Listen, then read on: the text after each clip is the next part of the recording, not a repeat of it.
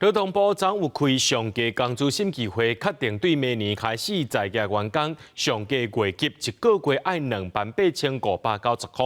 若准是做线工的1点钟上架也要有89块。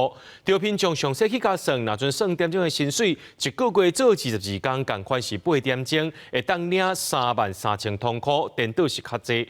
不过，人力银行就表示讲，在业工课赢伫较有保障、有福利、有年尾奖金等等，也有机会调薪水。究竟倒一种是较好呢？这少年家仔找头路进前，会当先想一下。饮料好喽，要记得摇一下再喝哦。饮料店是济大学生做线工趁所费的选择。劳动部伫拜三召开上架工资审议会，确定对明年开始上架工资月级的工课，一个月有28590块。若算点钟的工读生，一点钟有190块。对做线工的少年人来讲，有人认为算点钟的薪水较会好，有人认为忙度会使，正式的头路是较有前途。现在时薪190，如果你真的做得很长。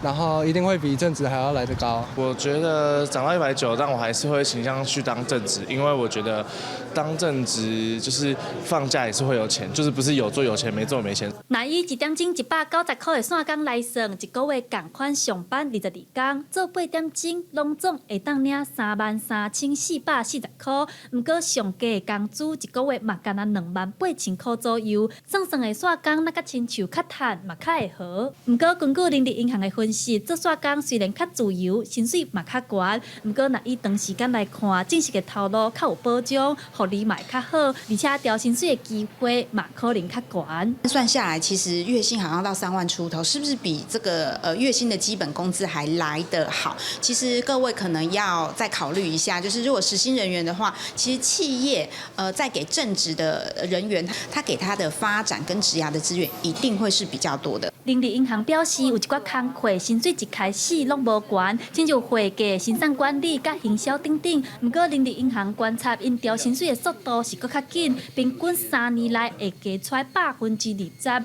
等于是一个月加要7000块。人力银行表示，要选月级的，也是算点钟的，倒一种较好，比较的面向真济，找头路进前会当先思考。记者第阿选柯敏哲台北报道。